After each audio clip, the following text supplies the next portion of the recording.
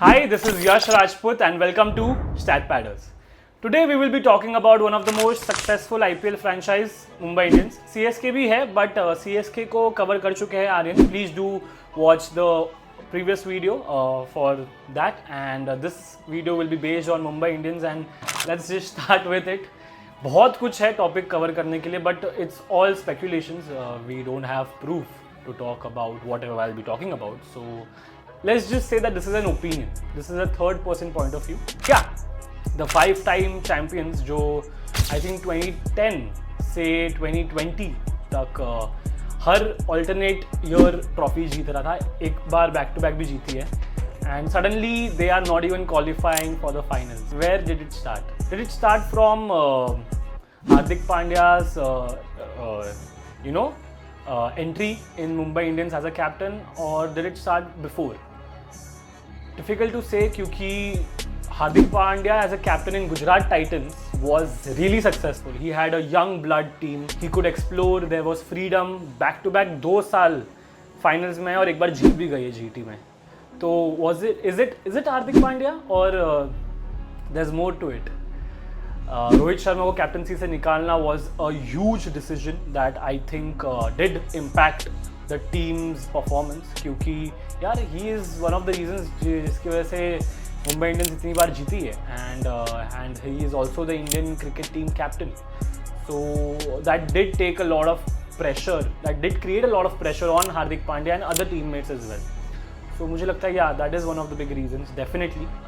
I think अब क्या हो रहा है मेरे हिसाब से कि अब मुंबई इंडियंस में 4 बहुत ही बड़े नाम हैं. रोहित शर्मा, हार्दिक पांड्या, सूर्य कुमार यादव एंड जसप्रीत बुमराह, और ये 4 में से 3 तो कैप्टनसी कर चुके हैं. रोहित शर्मा ने किया है, अभी भी कर रहे हैं, and Surya Kumar Yadav is captaining the T20 team of Indian, and Jasprit Bumrah ने भी 1-2 मैच कैप्टनसी की है टेस्ट वर्ल्ड चैम्पियनशिप में, and Hardik Pandya has been a captain of GT.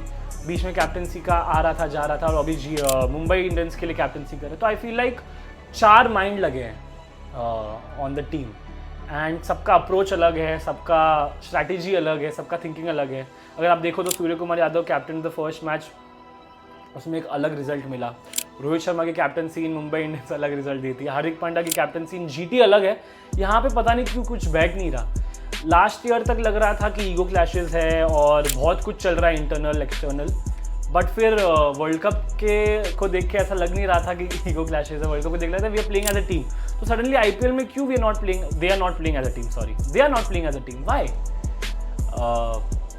मतलब मुझे तो ऑप्शन भी समझ में नहीं आया मुंबई इंडियंस का. Why they went for Will Jacks, why did they let Ishan Kishan go. Ishan Kishan has been contributing for the team a lot more than a lot of players who are in the team right now. So ये समझ में नहीं आ रही. जो अभी के opener है Rickelton, if I'm not wrong, he is not performing that well. I think Ishan Kishan would have been a better option any time over him.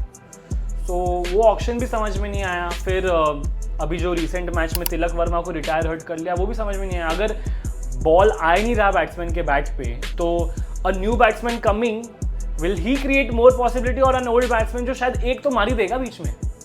समझ लो, नहीं लग रहा था, ठीक है, शायद नहीं लग रहा था, मे बी फेयर, बट उस एक already batsman who is on the crease for 20 balls, उसको निकालना for someone who is new, जिसको पता भी नहीं पिच कैसे रिएक्ट कर रहा है, क्या हो रहा है, बैट पे आ रहा है कि नहीं आ रहा है. That was a very dicey call and I think a wrong call from my and I think. और अगर नए बैट्समैन को लाया भी है तो तुम एक सिंगल नहीं ले रहे हो, तुम लाए हो ताकि वो मारे हो, तुम सिंगल भी नहीं ले रहे हो, तो वो एक आइडिया भी नहीं समझ में आया मुझे. रोहित शर्मा को बिठाना in this match, I don't know if it was an injury और not, but I think Rohit Sharma adds a lot of value in any team for that matter. तो उनको ऐसे साइडलाइन करना, उनको इम्पैक्ट प्लेयर के जैसा खिलाना, यार वो ऑन पिच ज़्यादा इम्पॉर्टेंट फैक्टर है. वो ऑन पिच ज़्यादा आपको हेल्प करेंगे even if he is not the captain. तो अगेन मुझे मुंबई इंडियंस बहुत ही कंफ्यूज लग रही है. Let it be the owner, I be very honest, let it be the owner, let it be the coach, let it be the captain. बहुत ज़्यादा confusion चल रहा है अंदर ही अंदर कि किसको कब लाओ, किसको कब खिलाओ, ये वो क्या स्ट्रैटेजी होना चाहिए इसके अगेंस्ट क्या. अभी मुझे ऐसा लग रहा है कि वो लोग अभी भी बैलेंस ढूंढ रहे हैं.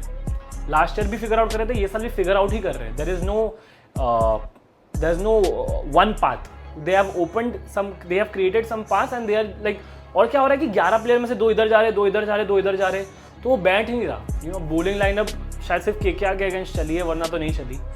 सो that is a worry for Mumbai Indians and because they are always in my top 4 prediction because of their history. I feel like this year is one of those years again where they won't qualify for top 4. And talking about the forms of players, सूर्य कुमार यादव का consistent form है नहीं मेरे हिसाब से।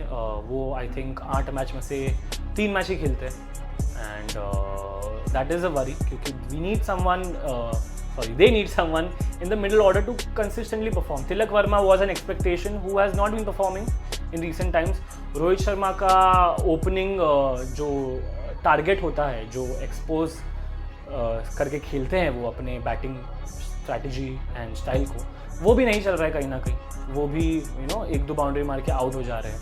फिर ये साल is I feel like no one is stepping up for the team, and that is creating a lot of pressure, that is creating a little hostile environment. थोड़ा सा divided लग रही है टीम। इन लास्ट ईयर भी लग रही थी, इस साल भी लग रही है। I'm surprised कि लग रही है। My prediction for Mumbai Indians in top 4 is a no. I feel like Mumbai Indians will win a few matches, but there won't be a consistency in their winning. And if they want to win more matches, I feel Rohit Sharma का involvement ज़्यादा होना चाहिए। Bumrah although injured है, if and when he comes back, I feel like there will be a lot of advantage for Mumbai Indians. And सूर्य कुमार यादव की batting की भी ज़्यादा ज़रूरत है, एंड हार्दिक पांड्या जो अभी बहुत अच्छी बॉलिंग कर रहे हैं, अगर बैटिंग में वो थोड़ा सा जो कॉन्फिडेंस है जो खुद पे उनका इतना ज़्यादा है, वो थोड़ा सा कॉन्फिडेंस अगर अपने प्लेयर्स पे भी ला दे, ऐसा नहीं बोल रहा हूँ कि नहीं ला रहे, मैं कहीं भी किसी को भी ब्लेम नहीं कर रहा। I think it's just the situation panning out for them very badly, but yeah अगर वो थोड़ा सा इन्वॉल्वमेंट ला दे सीनियर प्लेयर्स का और थोड़ा सा भरोसा दिखा दे सारे प्लेयर्स पे, तो ज़्यादा बेटर होगा for the team. So yeah, that's my opinion. It's just an opinion. Again, I'm not the one playing in Mumbai Indians. I'm not the one fielding in their team or being a part of their team in any way. So it's just an opinion. So I hope everyone takes it that way. And yeah, that's it for me for Mumbai Indians, at least for now. And I hope that I make another video where they come back, ताकि मैं खुशी-खुशी बोल सकूँ that I was wrong in every single department. And I do miss Aryan, and we are hoping कि हम साथ में ज़्यादा videos बनाएं. But he's an actor, I am an actor, we have our rehearsals and shoots and everything, and so we are not able to get time to come together and make videos. But do support us, do like, share, comment, subscribe, and please do watch our videos, and we'll keep giving more opinions, and we'll try to keep you updated with all the IPL stats and scores and predictions and everything. Thank you for supporting.